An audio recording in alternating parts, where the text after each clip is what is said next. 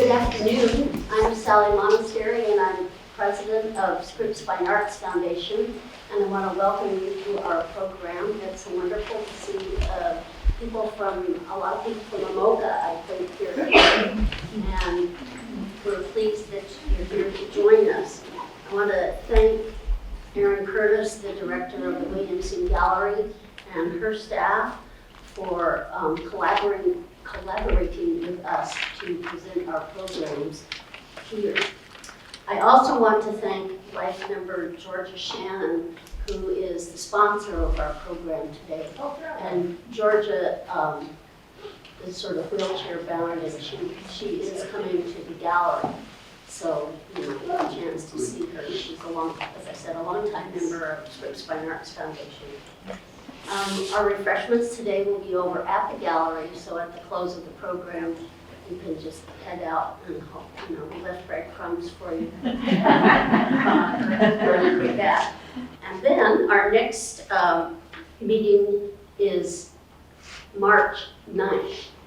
We're happy to welcome the president of Scripps College, Amy Marcus Newhall, who will explain about all of the stuff you had to navigate to get over here, all the construction. You can see we're preparing for the centennial of the college. So you'll hear about Centennial Plaza. So hope you'll join us for that. And now I welcome Erin Curtis to the podium, who's our speaker.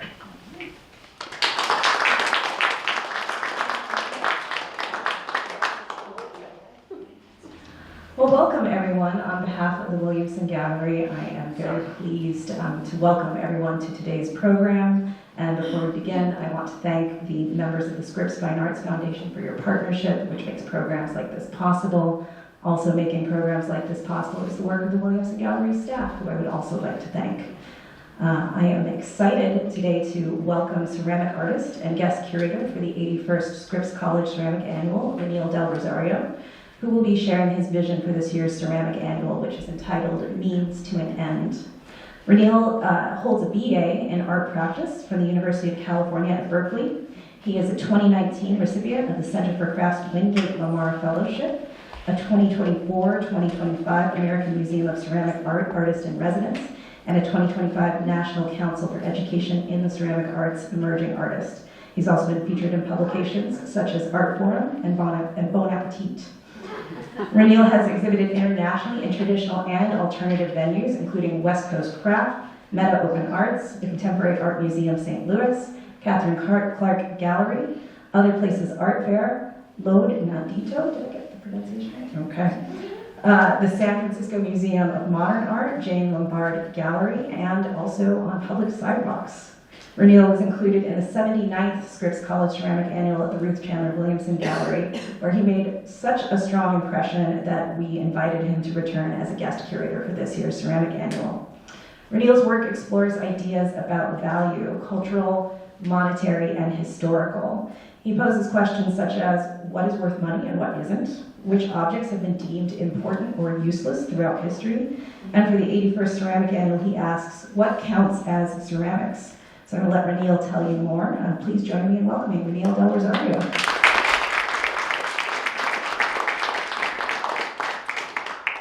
All right, this is going to be very different.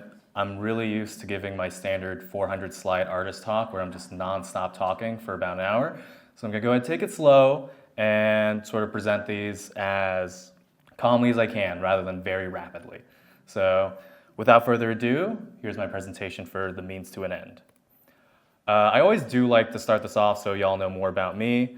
I was born in the Philippines. That's me in my Uncle Sari Sari store, which is sort of like a rural convenience store. And that's me and my mom landing in SFO 2001.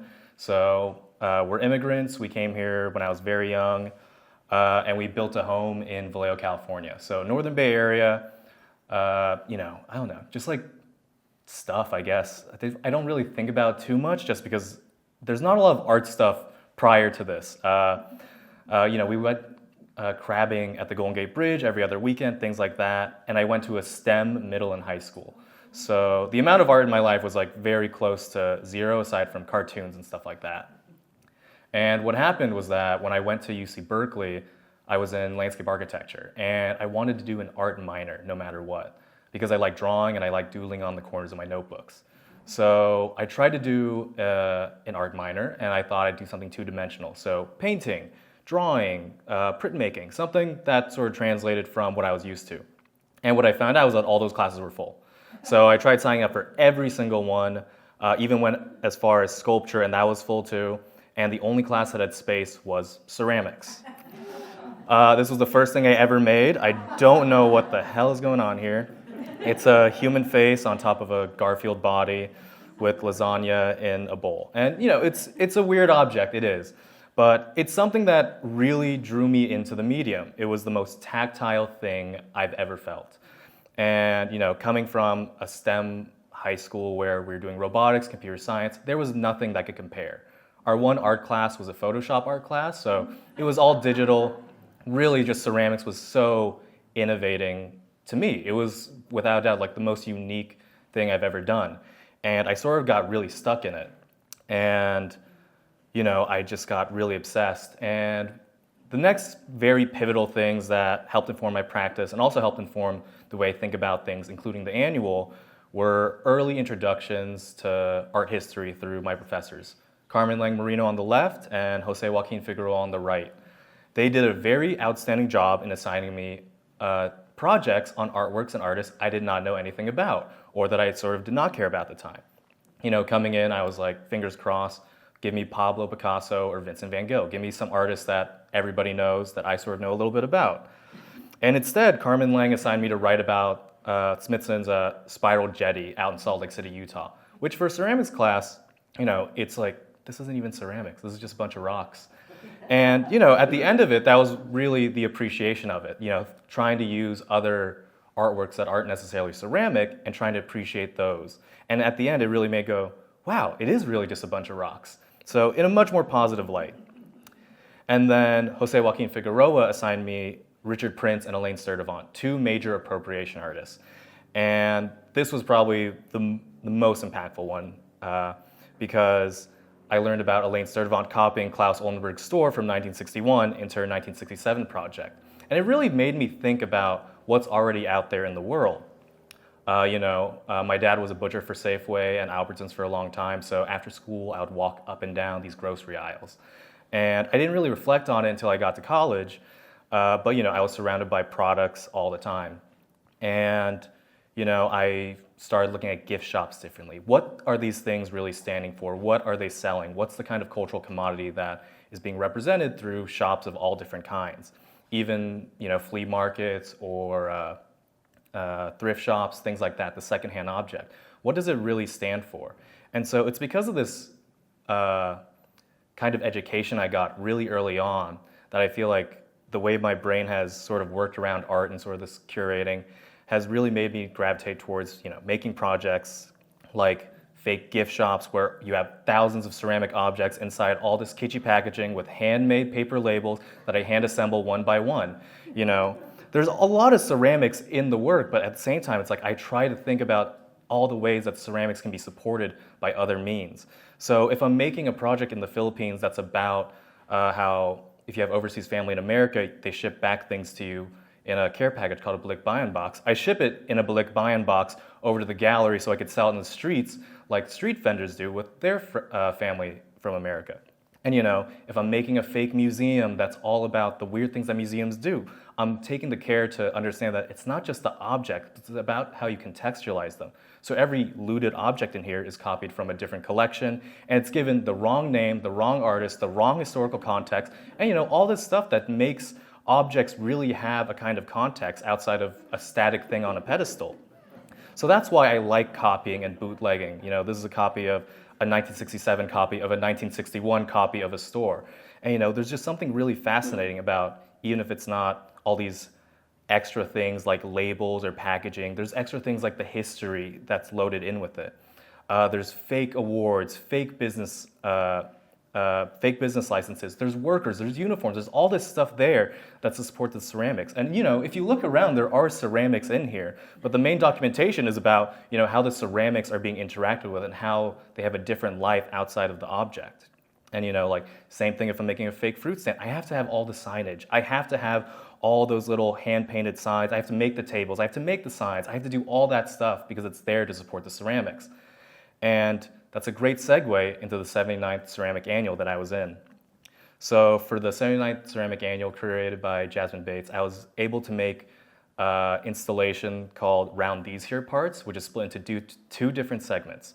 The first one is this mom and pop bodega corner store that's being bought out by a large conglomerate grocer, which is a sort of familiar sight to some.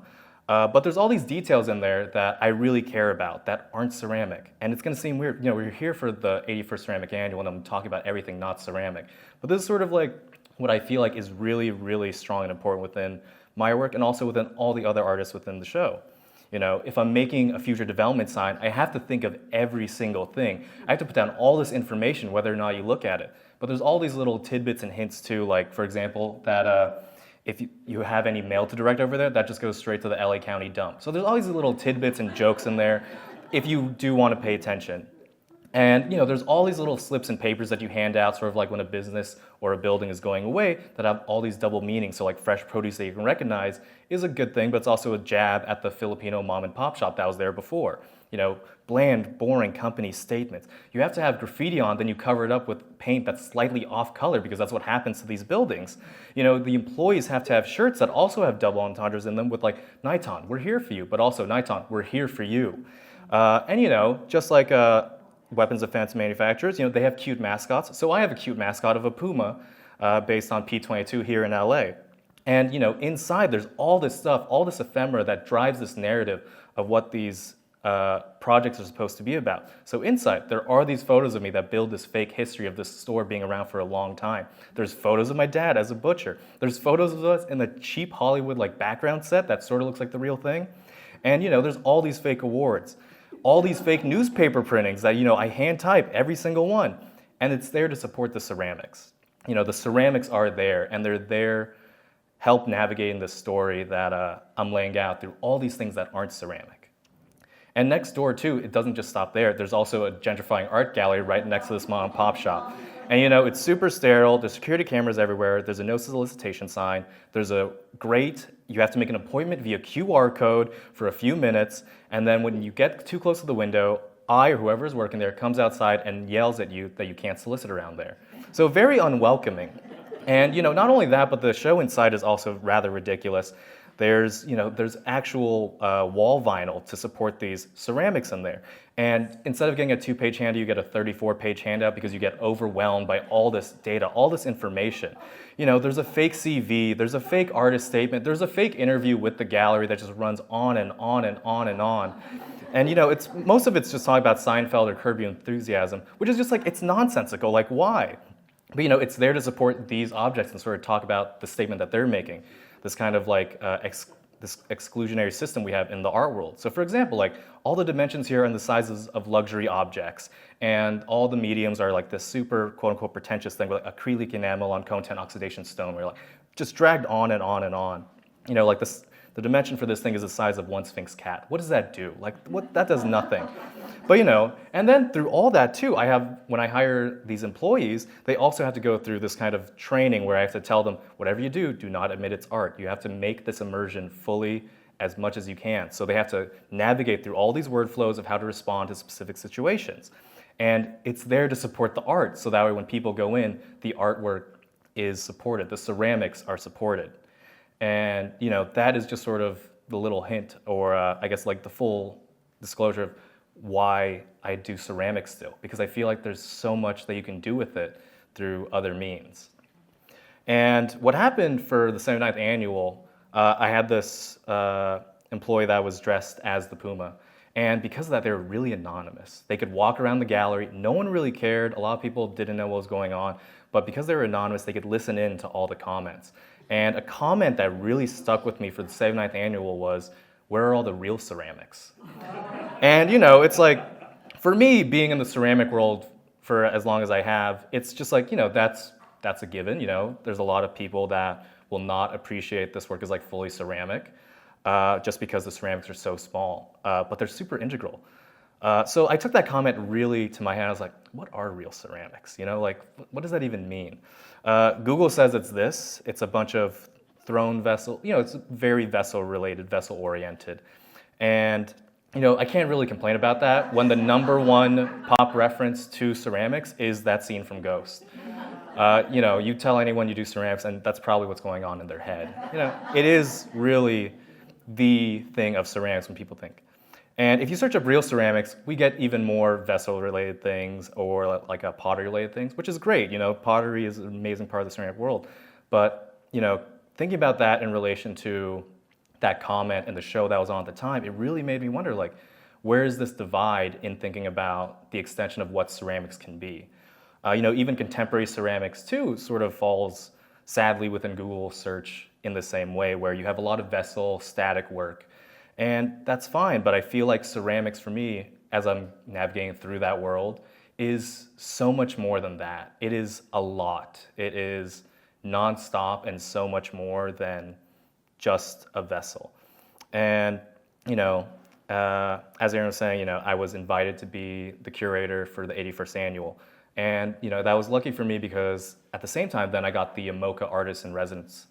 So I was lucky to be as involved as a curator as I can, hopefully, to be present for as many meetings, to be there for artwork pickups, to be there for planning out. And that was really important, you know, just to be an involved curator. So we started planning out, and it's very different from the other curatorial tasks that I've been given throughout the years.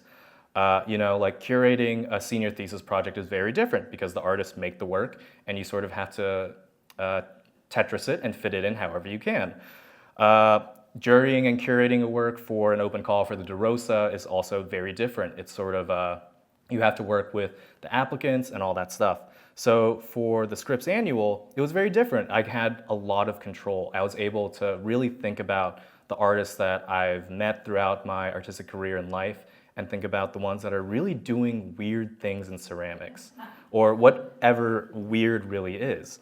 So the first thing I really did want to do, I want to include as many artists from out of California as possible, just because I feel like, you know, there's a lot of California artists that have been in the annual in the past. I really wanted to get as many as we could. You know, something that they don't tell you about curating and also just playing shows is that there's a lot of other things that get in the way of like suddenly inviting 30 people from the East Coast, is that, you know, things like shipping and size and handling, all that stuff matters. So, you know, there's a lot of changes that did happen from the original list that I put out. But I want to just make sure to go through and go through all the artists and sort of say my little 2 cents about why I included them and maybe like a little tale about it. But first and foremost, you know, this is the Scripps Ceramic Annual World Tour. It is 1, 2, 3, 4, 5 states. I did the best I could, but hopefully y'all enjoy it. You know, and this idea too of making sure that the work in the annual is very representative of the ceramic arts and is also just like super radical. It's something that sticks true to Scripps and also the Marr collection in itself, a collection that built itself out of the radicalness of the medium. And something that I hope that we can embrace moving forward with the annual and moving forward with how we approach ceramic arts and the possibilities of ceramic arts. So the first artist that I thought of was Fred DeWitt. Fred was a friend of mine in undergrad, technically. Fred started taking classes at Berkeley later in life after a sailboat incident. And so he told himself that he would commit himself to art if he survived this boat out to sea. So it was great because then we started taking painting classes together. And so I originally knew Fred's work through painting. And what happened was that we just kept hanging out in each other's studios and eventually started navigating towards ceramics. So we started transpositioning the work that he was doing on paintings onto platters. And it was really fun, you know, to see that kind of shift and also to see that kind of path going from painting fairly two-dimensional to something three-dimensional where you do have to look at things. And it's fun to look at Fred do it too when he has to think about now he has to do the lip versus other times he didn't care about the edge of the painting. You know, there's all these other things that I thought was interesting to see him go through. And then I saw his work at the Sonoma Community Center where he started drilling ceramic slabs onto wood vertically, which is a really crazy thing to do with ceramics and also just super fragile.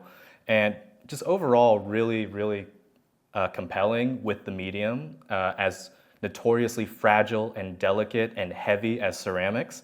So there was something really captivating about that kind of approach with the clay. And then Dana Hemingway. Dana's work I'm more familiar with through these kinds of weaving assemblages. And what she does too is she makes all these ceramic beads for them. This is actually at SFO, and this thing is about the size of this room. And there are these giant things that focus a lot on the electric cord, the light, and the weaving. And the ceramics are sort of this accent to it, which I really love, but it's this accent that's still handmade. Dana's work has been really about the weaving for me, which I really love, whether it's the weaving of zip ties, weaving of the ceramic element itself, or the weaving of the electrical cord. There's something really powerful in there, too, when like the ceramic has to be there, when you have to have these 8 beads in there. There's just something really powerful about still saying we need the ceramics. Sahar Khoury, a friend of mine that I met after I graduated from Berkeley, this is from the SECO Award at SF MoMA.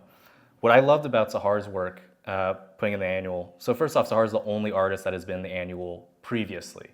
And I really wanted to include Sahar's work in there because I feel like Sahar's work is truly captivating of means to an end. Sahar oftentimes works with refuse, found objects, a lot of things that have been discarded. And the way that she puts them together is that the final outcome is a lot greater than the individual parts. And so she's finding all these little dog cages, all these found belts, and making something that really all acts together as these found objects, including the ceramics to a degree. And that's something I really like, this kind of multimedia approach. And then Kathy Liu, another friend of mine from my Berkeley days, started using a lot of mixed media within the work, especially regarding fountains. This is the piece that we luckily have in the show with soy sauce running through the veins, which is just a really, really, I love that so much. There's this component where it's that fountain to be included in there is like really crazy and powerful, even if you can't really see the soy sauce flowing through, but the thing is, it's flowing through it. That's all you need. But Kathy's done all this stuff with ceramics too, where it's like it's in bags, it's high, up away from you. You can't even really discern ceramicness of it because of the fact it's suspended. And I love that kind of dismissal for the audience to really look at the ceramics. This is from her show at the Chinese Cultural Center in San Francisco, which is where I really started to really love where she was going with all these eyes from Asian and Asian American women artists crying tears into these very common Asian water tubs and stools. All this stuff just really is powerful together. Matt Goldberg, a friend from the Bay Area, oftentimes has a found object and makes a ceramic quote-unquote casing for it. So he builds off of these objects that are already out there. So for example, this Operation game and tuna can now have this ceramic component on top of it that makes it look like it's growing out of grass. Really goofy and really a nod to Bay Area funk movement, which me and him are just like nuts over. He was doing all this ceramic work where he was shoving objects into them. And I really like that play with the found object. It's really super refined found object with more funky, wonky ceramics. Making one single ceramic thing to go as a ballast on this ironing surfboard with fans. Just the little components make it all worth it and make it, to me, in consideration to be in the ceramic canon. Kathy De La Lucia, another insane artist who uses wood, ceramics, metal, plastics, all these in combination to fit together in this well-fit mechanical unknown object.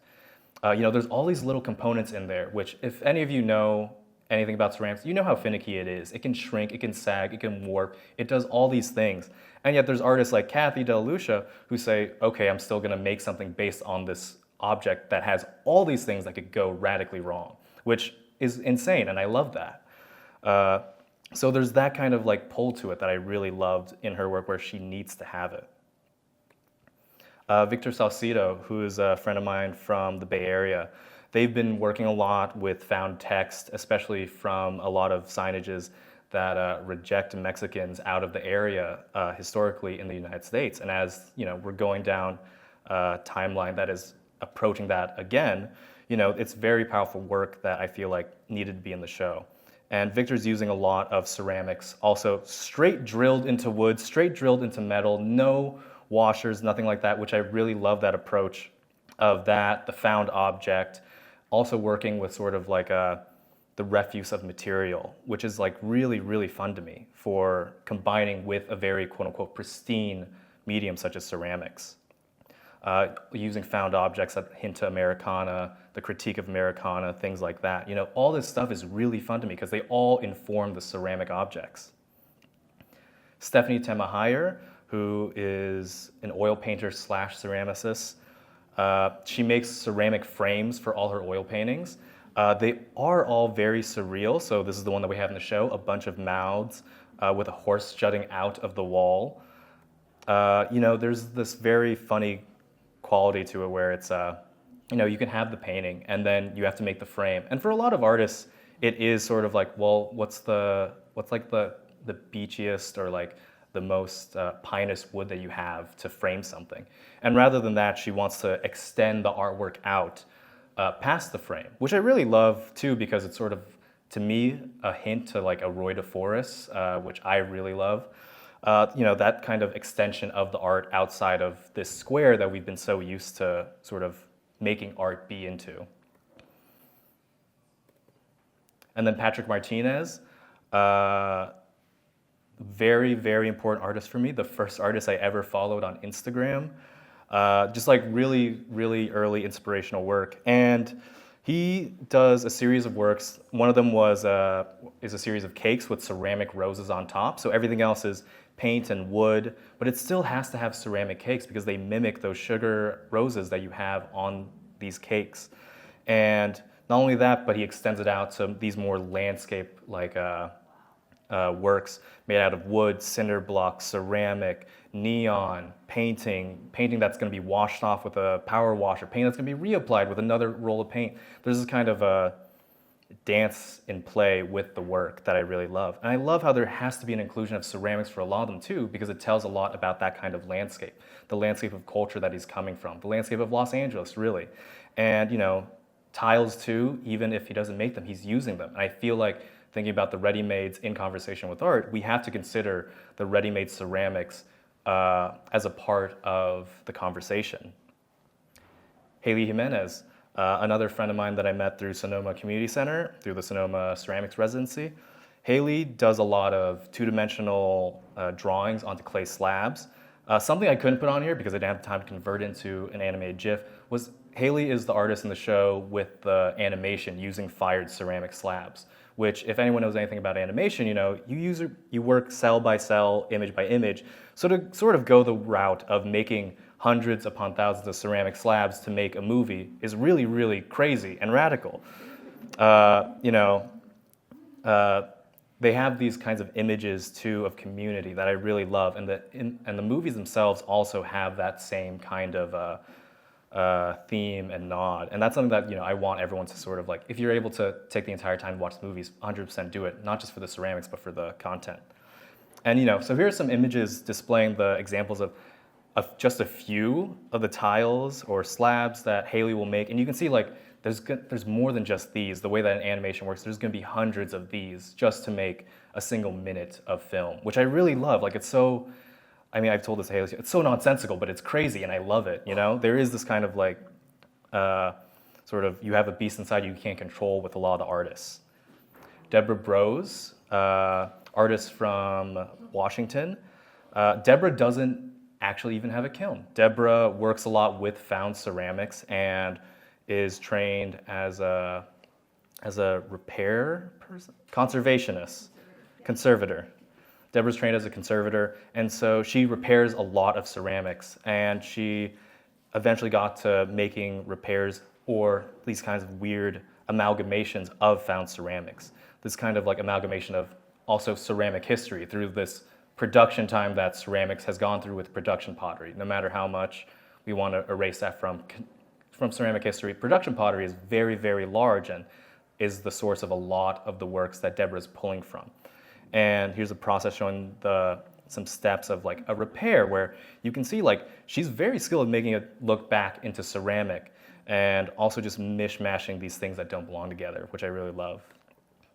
Paola De La Calle, another friend from the Bay Area, a lot of textile work within her practice, but again, I love the use of very minimal amounts of ceramic in there to also still keep pushing the narrative she wants to push with the work. And so a lot of times she'll have just very small ceramic components on top of ready-mades, on top of textiles, and it's a multi-layered, multifaceted kind of practice that I really love and adore, especially with all the kind of imagery and historical references to her culture, and also just the relationship of the US and Latin America.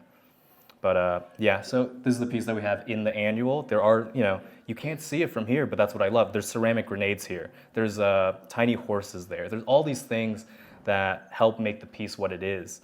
And they're such small components, but she still had to hand make every single one. And then Karen Ko, who I met at Amoka. This is an example of some of the ceramic work that she makes. She trained traditionally as a painter at RISD. And, from that alone, I already knew this was going to be very interesting because I love it when people go from one medium to another, just because of the approaches that they make. So Karen traditionally trained for painting, and she ended up in ceramics doing works like this, which at first glance, it's Narikomi, it's amazing. But something that I did not take photos of when I did a studio visit with Karen is that she works in Blender, 3D prints out the jigs for every single one by one, then assembles them before making them into this, which is really convoluted for ceramic. It's a lot of work, a lot of steps, which I think is a big requirement for the annual this year. A lot of work, a lot of steps, and a lot of stuff that you can't see, but I love that, Yeah, and then the late Kari Marbo, who I met in the Bay Area. So Kari did a lot of conceptual ceramic work, a lot involving the David Ireland House in the Bay Area. So screen printing, dragging slips of clay throughout the city of San Francisco along the walk around the house. I knew her a lot more for these sculptural works called the touching or seeing pieces, where there's two holes and the artwork is not necessarily the sculpture, but the interaction you have with the other person on the other side. So that's a really fun thing for me. The ceramics is just there to support what you want to do.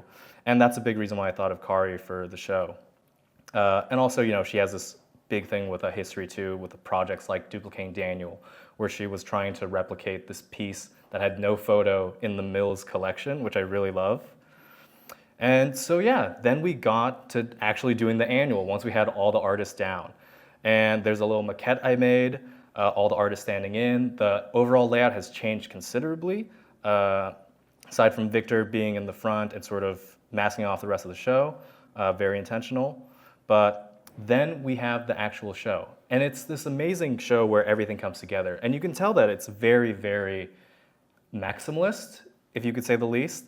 Maximalist, there's a lot of things going on, very mixed media approach, very few works that are solely ceramics. And I love that, It shows a lot of, I feel like, the diversity within the community, not just within the artists, but also the diversity of approaches, which is something that can be really clapped for and really appreciated for the contemporary ceramic canon. I wanted everything to be in conversation with one another. I wanted you to look down specific ways and have a highlight on another piece and sort of relate that to the works around it. There's a lot of conversations between every single piece, even though they're all made very, very differently. And that's something that, I really, really want to happen whenever someone walks through the show. I want you to get sort of overwhelmed and just look at everything and go back to something and sort of just feel like you haven't seen enough. Because that's like what I feel like when I see all the works in the show. You can never get enough of them. They have something to say consistently again and again and again, whether it's by themselves, in conversations with the artist across from them, from the artist next to them. There's a lot of play with the ways that they've approached the ceramics, and a lot of ways they've approached just making art in general throughout the years. And I hope that's like a good reflection of the ceramic scene. This very multifaceted, multi-interdisciplinary kind of realm of artists out there that are really doing crazy things with ceramics. We don't have to be in the shadows of ceramic history. We don't have to keep on comparing ourselves to post-war American ceramics. There's a scene that's continuously growing and trying to do new things, new crazy things. And clay, no matter how you want to define it, runs through all the artist's veins. And it's something that is an innate pull that has really drawn them to it. And a lot of times, for the artist, there's this kind of discussion that can be had of why clay, And that's something that I feel like, for the most part, a lot of the answer is, we have to. No matter what, you have to use clay and you have to make it work. And, it feels like the biggest question that I always ask these artists too when we were doing the build out for the show, why clay? And I love the answer always of like, oh, I'm good at it. Because, it is true, they are all good at it. And that is like something that does reflect with the work. They're good at it, they know what they're doing. It's a medium they're comfortable with. If you want them to use panels instead of ceramic slabs, that's a whole other process that, the way that they've worked and the way they've navigated their practice, it doesn't work, and it works for them in that way, And this question of why clay is also something that, was probably brought up in post-war American days, Why clay? Why use clay to make these gigantic vessels? Why use clay to make these things? And, I feel like it's always going to be an innate pull. Like, even for me, like, I have no answer except, I'm good at it, and I think I know what I'm doing. And that's something that I feel like a lot of artists can relate to. You do something a certain way because you want to, because you have to, because something tells you that you can't do it any other way. And I love that, because that's what the artists of the Marr collection did. That's what the artists of ceramic history did. They're always inclined to do it their way. And, I'm very happy overall for, this big push of ceramics, especially now. When I was an undergrad in Berkeley, the ceramics program was very small, and after the class, it would be like 2 to 4 of us in the studio all at once. And now with, I think, post-COVID, pottery got really popular. Everyone's doing ceramics, and I love seeing everyone out there now. Like, ceramic classes are waitlisted for semesters and semesters and semesters. I think personally it's great. It's a sign that ceramics is loved. Ceramics is going to not go away. And I just want to also say that with this big rush of ceramics, we have to remember we are part of the art history canon. We are part of this ongoing build out. And if those artists in the 1960s could paint on a bed and call it a painting, then anything that you make in clay can be in the ceramic world. Thank you guys very much.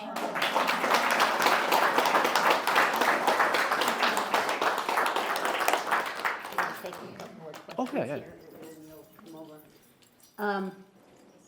We'll just have time here for a couple of questions, because I think we all want to get over to the exhibit and start checking it out. So how about take 2 questions, Reniel? I could take more than 2. Well, we got time. Time constraints a little bit. Your exhibit using the Fate Corporation, was that inspired by any other movement in the arts? What were your inspirations for that? It was mainly inspired by small businesses going away, being bought out and replaced with those large copy-paste square new apartment buildings that say market price, and it's not market price. In the Bay Area, it's very common. Like, I think the one that really hit me the most was there was this business called Playland Not at the Beach, which was a museum for Playland, which was the San Francisco's beach boardwalk amusement park. And it had all this history with it, like all the old animatronics, all the old carnival games, just like a load of history. And then one day they put up a sign saying that they were going out of business in April. And, it's like stuff like that that makes me go, like, it made me wonder about the importance of, like, no matter how important you are culturally, like, what is the limit for that? So this mom and pop shop bodega that I've fictionalized also, could be a center in the community, but regardless of that, it could still go away and be replaced by one of those buildings. So that was the main inspiration for that. So one of the things that I think makes the Scripps Annual so special is that it's always been an artist-curated endeavor. And to me, artists bring maybe something slightly different to this opportunity than a professional curator might, or someone who's an art historian or has studied differently and maybe looks at the world around them slightly differently than we do as artists. And I think what's interesting about your show is it seems to share with your work this idea or this kind of notion of casualness. I think it's in a lot of the work that you've selected, and it also comes out in your own work. And you mentioned like the connection to funk art, which I think is there, and there's a lot of things that I think are interesting about how, as artists, what we curate becomes an extension of our own work in a way. And so I was just wondering, like, your own thoughts on going through this process and what you think the value of an artist curated exhibition is compared to something maybe more academic. First, okay, so when I was asked if I wanted to curate the annual, I said yes very rapidly. I had no idea what would entail. But it's been a pleasure, truly, and I really love the experience of it all. I mean, it really was like I said, those two shows I've curated in the past, very different in terms of the approach. And, you know, I feel like to connect to the second question, the way they approached it was it was really casual, I feel like. I was looking towards the network of artists that I've met over the years. Artists that I feel like have been undervalued in the field or undervalued overall. You know, I wanted to make sure that, you know, I tried to put as many highlights as I could for all the artists. And I feel like, you know, that was the big thing. You know, I wanted to make the show more or less sort of like a community, you know, sort of on the same thing that you were saying. Like, it's an extension of ourselves. And I feel like the show is an extension of me, especially when, you know, I'm friends with most of the artists, and it's like they are my community and they are the ones I'm inspired by. They're the ones I look at. They're the ones that I'm really wooed over when they post on Instagram. You know, it's just like, I feel like it's an extension through that way. And I do like the word casualness in there, because I do feel like the overall selection process was very casual. It was sort of like really thinking hard and being like, oh, this would be fun. This would be cool. Oh, I want one of these. Like, very casual and not really trying to think too much about it. But I feel like there's always something in the back of your brain telling you what to do. So I'm very glad it ended up in a great show. Well, let's head over.